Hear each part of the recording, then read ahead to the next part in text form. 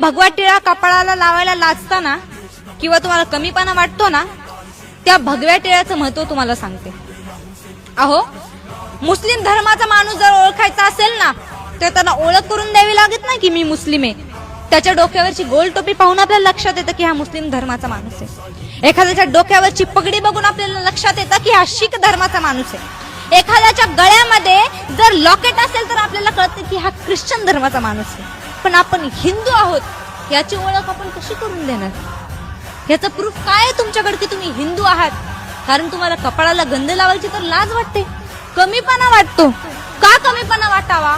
अरे, छत्रपती शिवाजी महाराजांनी, धर्मवीर संभाजी महाराजांनी आपल्या प्राणाचा त्याग केला हा हिंदू धर्म वाचवण्यासाठी, आणि तुम्हाला लाज वाटते कपाळाला गंध लावायची?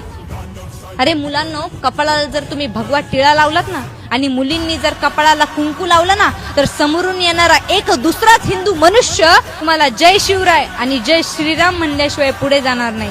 हे आपल्या भगव्या टिळ्याचं महत्व.